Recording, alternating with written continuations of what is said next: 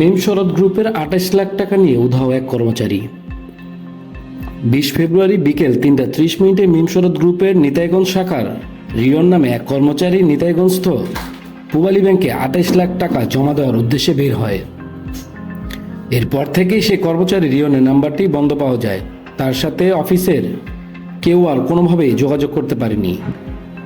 পরবর্তীতে মিম শরৎ গ্রুপের কর্মকর্তারা ব্যাংকে যোগাযোগ করে সিসিটিভি ফুটেজ চেক করে দেখতে পায় রিয়ন টাকার ব্যাগ নিয়ে ৪টায় ব্যাংকে প্রবেশ করার কিছুক্ষণের মধ্যেই আবার ব্যাংক থেকে বের হয়ে যায়। তবে ব্যাংকে প্রবেশ এবং বাইরের সময় রিয়নের সাথে বহিরাগত এক ব্যক্তিকে দেখা যায়, যিনি মিম শরৎ গ্রুপের কেউ নন।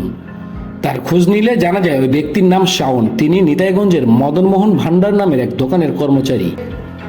এই বিষয়ে থানায় কোনো অভিযোগ হয়েছে কিনা জানতে চাইলে মিম শরৎ গ্রুপের চেয়ারম্যান আলহাজ মোহাম্মদ সোহাগ বলেন, আমি প্রাথমিকভাবে নারায়ণগঞ্জ সদর থানায় একটি লিখিত অভিযোগ দায়ের করেছি। পরবর্তীতে আইন অনুযায়ী ব্যবস্থা গ্রহণ করব।